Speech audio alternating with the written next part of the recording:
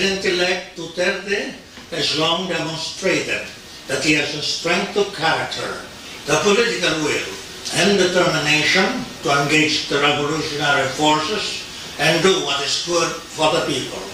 Sa video message na ito ni Communist Party of the Philippines o CPP Founding Chairman Jose Maria Sison, pinuri niya ang anyay karakter ni President-elect Duterte sa hangad niyang pakikipag-usap sa mga rebelde. There should never be any problem in the peace process that we cannot discuss and fix promptly, directly or through emissaries.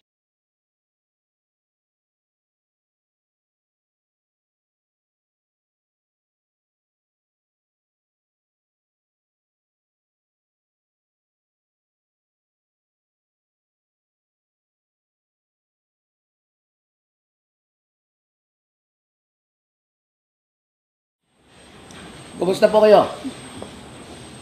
Mabuti naman. At magandang pagkakataon nito para makapagpasalamat ako sa inyo at sa Exodus for Justice and Peace. Kaugnay ng pagpapalaya sa 5 police officers.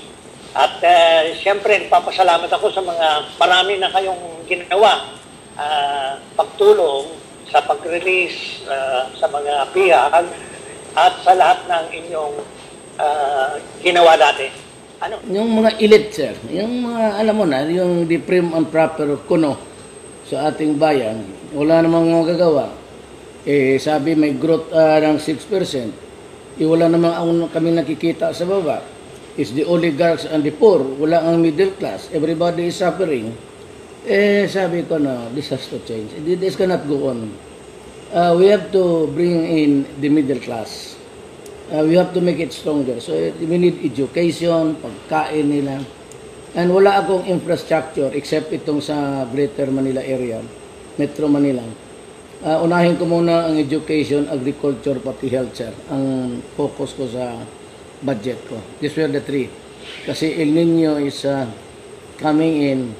And I would need every available land na may moisture. But ang program ko, pagkatapos nito, when the rains come, I will take more attention sa agriculture, health, pati education. Education is the only way that we can free the people here. Malayo masyado. Kayo naman yan, may initiative na nanawagan na handa kayong makipag-coalition at nagpakita ng pag-unawa sa programa ng MDF. Kaya sa oras na kayo na yung mananalo, dapat yung mga kinatawan natin kagad magkita-kita na.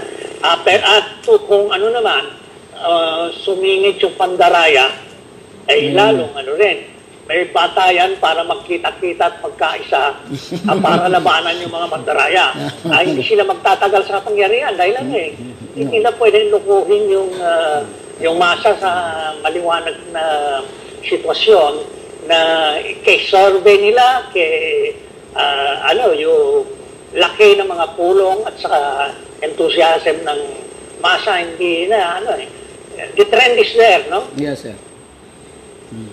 So, ako, sir, I am just hoping that wala lang dayaan and we will do our best, and if God wills it, there will be a new horizon, a new sunrise for the Philippines. I will address itong pinakababa, sir, kasi kawawa talaga.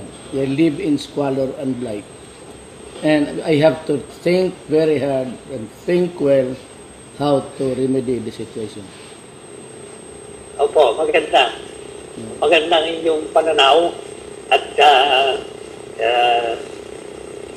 umaasa ko na magpatuloy yung trend at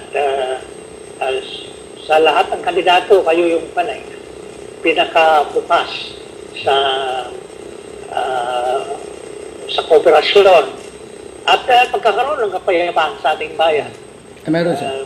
Meron akong palagay na pipilis yung pagkakaroon ng isang gobyerno ng National Unity, Peace and Development. Yes, sir. At umaasa ka din ganoon, kayo naman nakapagsalita ng maliwanag tungkol sa pangangailangan na magkaroon ng tunay at ganap na kalayaan at kailangan yung pagpapakilos ng mga manggagawa at magsasaka bilang demokratikong puwersa para may sakatuparan ng demokrasya at kailangan magkaroon ng kaunlaran sa ekonomiya sa pamamagitan ng national industrialization at land reform. Yung nagtataka ko sa yung takbo ng eleksyon sa kampanya, naghihintay ko na may magsasabi tungkol sa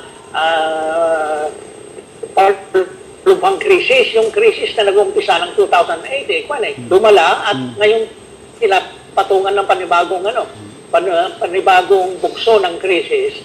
At kung mandaraya pa sila, yung pagdating ng second part of the year, baka dyan na yung lahat ng kabulastugan ni Noynoy Aquino, yung pagpasok ng, kunwari nakakapagkaroon ng growth rate na mataas pero dahil lamang yan sa hot money portfolio investments.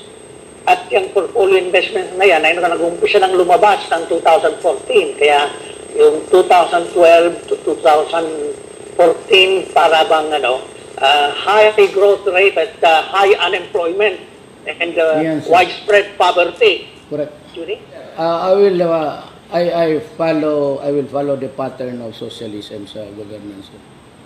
That is really, sinabi ko na sa kanila in public, in every meeting, I said, I'm a socialist. And though I am not a member of the Communist Party, but I am a socialist. And I belong to the left. Alam na ng mga tao, sir, sabi ko, this will be the first time in the history of our country na merong leftist the president. Walang masama sa left. We are more tolerant to the doubts of government, but we will follow what is right for our people. Ano ko, sir, is to raise really the marginalized poverty. May angat ko lang naman ng konti after 6 years, maligaya na ako, sir. Mahalaga na sa electoral campaign pa lang, ilinagay na ninyo sa agenda yung programa ng isang left president to be. At siyempre, kapag kayo ay nasa posisyon na, mas marami kayong magagawa. Maipapatupad ang inyong inyong mission at vision para sa kabutihan ng sambayan ng Pilipino. Galit ako sa oligarchs, sir, pati mayayaman. They get the fat of the land. At yan ang problema dyan sa ating gobyerno. And they allow it. And they allow exemption sa taxation na bilyon. Samantala, ang tao, ang ibig di mama sa pano, widows, naghingi ng konti din na mabigyan kasi sila walang pera. But all, ito mga eroplano nila, nakita namin tax-free. 44 million, 50 million. Kaya ako, sabi ko, this cannot go on. This cannot go on. And I will promise you, it will be a clean and fair government for everybody. I wish you well, all the best for you, makasama natin dyan. And hopefully, I will visit you before I will assume office. Kasi may the agenda. Magaling, mabuti po. Kasi yung ang agenda, sir. Salamat ako sa pagkakataon ito na magkausap tayo at maraming salamat sa prospect na hindi magtatagal, magkita na tayo. Also to prepare the agenda para pag nandito na, wala na masyadong debate or issues unresolved. Diyan na ho natin gawain ang agenda pagdating. The agenda only. Yun ang natutunan. Yun ang natutunan ko sa iyo, sir. Salamat. Maraming salamat. Sige, sir. Thank you.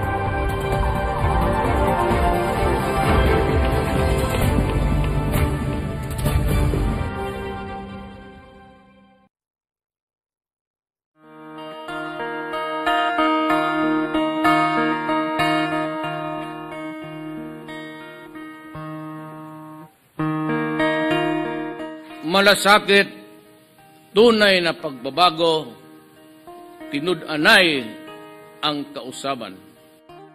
But that change, if it is to be permanent and significant, must start with us and in us. We have to listen to the murmurings of the people, fear their pulse, supply their needs, and fortify their faith and trust in us, whom they elected to public office. I am here because I love my country and I love the people of the Philippines. I am here, why? Because I am ready to start my work for the nation. President of the Philippines, Rodrigo Roa Duterte.